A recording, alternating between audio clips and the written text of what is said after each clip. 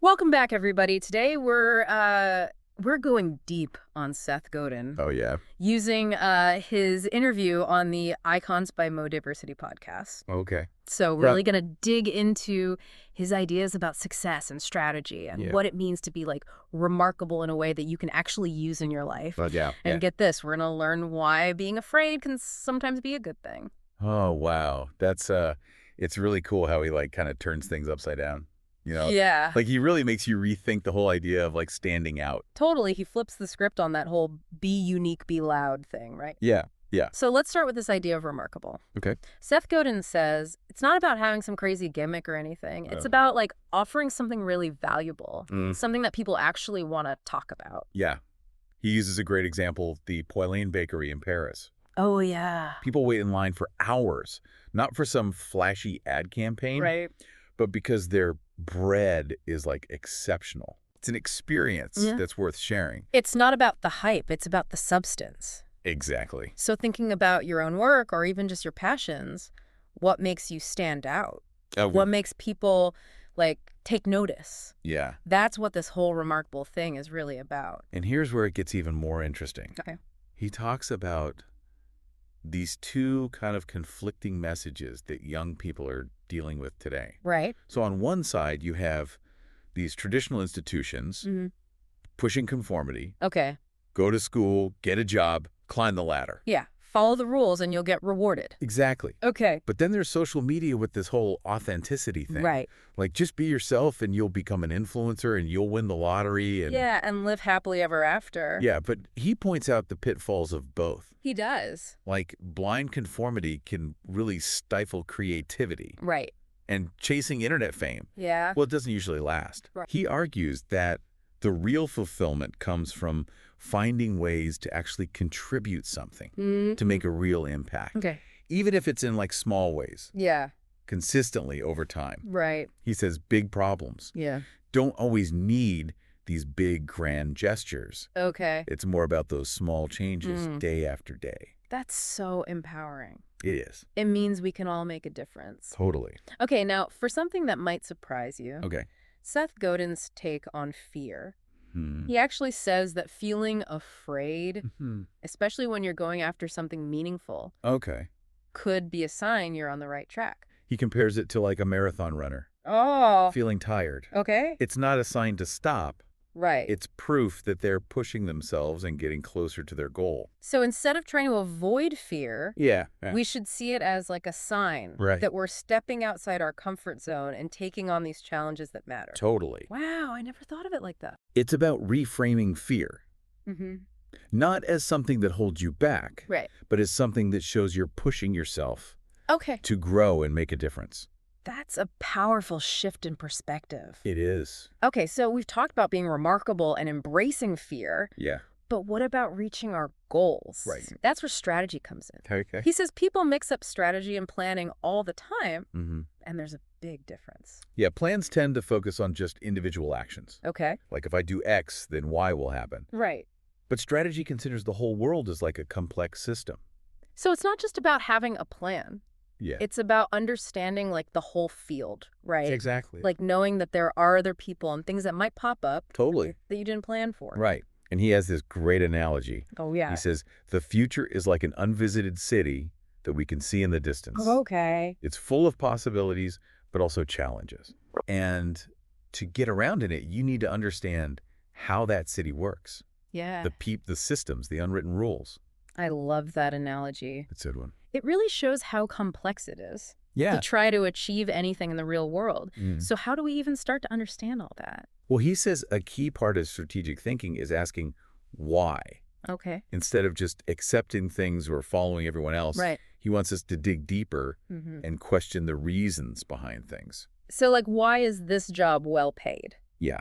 Why is this business doing great while that one is failing? So it's Yeah. about going deeper Yeah. than just the surface Mm-hmm. and understanding the real forces at play. Right. I can see how that would give you a huge advantage.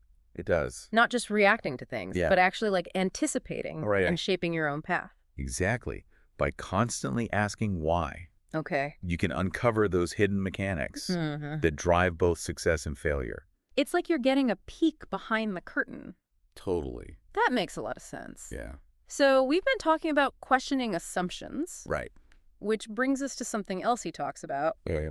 Knowing when to quit. Mm. And maybe even more importantly, when to stick it out. Oh, yeah. This is where his book, The Dip, comes in. Right. The Dip is all about understanding that to be really great at something, the best in your field, you often have to push through those tough times when everyone else is giving up. Yeah, those times when you hit a wall and feel like you're not getting anywhere. Exactly. I think we've all been there. We have. He calls it the dip, that challenging part. Yeah. Where the easy thing to do is just quit. Right.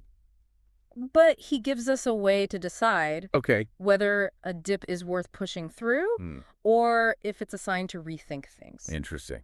Okay, so what is it? He asks 2 key questions. First, has anyone else made it through this specific dip? Okay. If others have gotten to the other side, it might be a sign that sticking with it will pay off.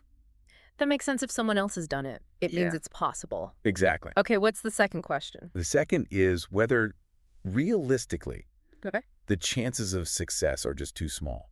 Okay. Even if you keep going. Right. If you see a bunch of people who tried and failed, it might be time to rethink your approach. Okay. Or even choose a different path. So it's not just about pushing through every single challenge. Yeah. It's about being strategic and honest with yourself about the situation.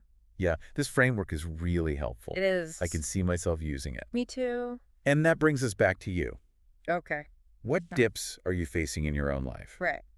Are they challenges worth pushing through? Or are they signs that you need to change course? Yeah. Thinking about these questions can really help you make those tough decisions. So as we wrap up this deep dive into Seth Godin's world, what are some of the key takeaways for you? For me, it's the emphasis on questioning everything. Yeah. He wants us to be curious and critical. Okay. And constantly ask why. Right. To get a deeper understanding of how things actually work. I agree that why idea has stuck with me. It is powerful. And I also love how he changes how we think about fear instead of something to avoid. He suggests it might mean we're on the right track. Totally. Pushing ourselves to grow and make a difference. And we can't forget his take on strategy. Right. It's not just about making a plan. Yeah. It's about understanding how complex the world is, the interplay of systems and people, and knowing that both success and failure are always possible. Okay. It's about being adaptable, knowing when to persevere and when to change direction. Those are some really powerful ideas. They are. And to leave our listener with a final thought-provoking question, Seth. Inspired by Seth Godin's wisdom, what's one why question? Oh, yeah. That you can ask yourself today about a challenge or an opportunity you're facing? That simple question can really open things up and help you navigate the complexities of your own journey. Don't be afraid to challenge the status quo. Definitely. Embrace those moments of fear. Right. And always try to create something truly remarkable. It's like he's giving us permission to be curious. Totally. To question. Yeah. And to not just blindly accept things as they are. Absolutely. And that's what makes his work so compelling. Yeah. He empowers us to think differently. Okay. To challenge conventional wisdom. And to define success on our own terms. Well said. Thanks. A huge thanks to you for joining us on this deep dive into Seth Godin's world. My pleasure. We hope you've come away with some new perspectives. Yeah. And maybe even a little bit of that Seth Godin-inspired fear. Right. The good kind, of course. The good kind. Remember, the world needs your unique contributions. It does. Don't be afraid to stand out. Yeah. To question everything. And to always strive for remarkable. Totally. Until next time. Yeah. Keep those why questions coming. Right. And keep diving deep. Keep diving deep. See you next time. See you later. He wants us to really dig deeper and question the reasons why things are the way they are. Yeah. Like, why is this particular job paying so well? Okay. Why is that business thriving while that one's struggling? Right. You know? So it's about going beyond just the surface level. Exactly. And really understanding the forces at play. Yeah. I can see how that would be a huge advantage. It is. Not just reacting. Yeah. But actually anticipating and shaping your own path. Exactly. And by asking why all the time, you could find those hidden things that really drive both success and failure. Yeah, it's like you're getting a glimpse behind the curtain. Totally. Okay, that makes a lot of sense. Yeah. So we've been talking about questioning these assumptions. Right. Which leads us to something else Seth Godin talks about. Okay. Knowing when to quit. Mm-hmm. And maybe even more importantly, when to stick with it. Yeah, that's a big one. This is where his book, The Dip, comes in. Right. The Dip is all about understanding that to be like the best at something, to be truly great in your field, often means pushing through those really tough times when everyone else is throwing in the towel. Yeah, those times when you hit a wall and feel like you're not making any progress. Exactly. I think we've all been there. Oh, yeah, for sure. He calls it the dip. Right. That challenging stretch where it's so easy to just give up. Yeah, but he gives us a framework to decide if a dip is worth pushing through or if it's a sign to reconsider. I like it. What is it? He has two main questions. First, has anyone else successfully navigated this particular dip? So if other people have made it to the other side, it could be a sign that persistence is key. Makes sense. If someone else has done it, it means it's possible. Exactly. Okay, what's the second question? Second is whether realistically the chances of success are just too low. Okay. Even if you do stick with it, if there's a trail of people who tried and failed, maybe it's time to reevaluate. Or even choose a different path. So it's not about blindly pushing through every single challenge. No, it's about being smart about it. Right. And being honest with yourself about what's going on. This framework is really helpful. It is. I can definitely see myself using this. Me too. It's super practical. And that brings us back to you, the listener. Yeah. What dips are you facing right now? What are those challenges? Are they worth pushing through? Or are they signs that maybe you need to adjust course? Yeah.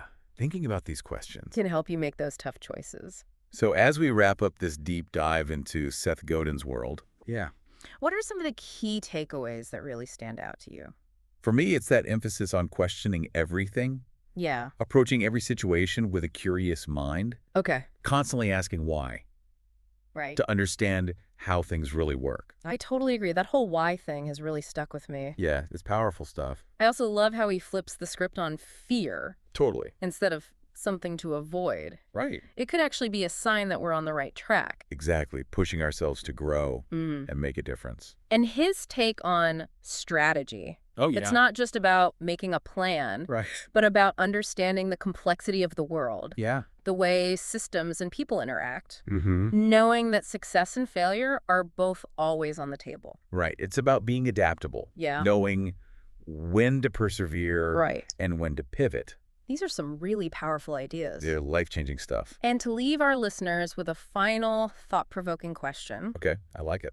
Inspired by Seth Godin. What's one why question that you can ask yourself today about a challenge or an opportunity you're facing?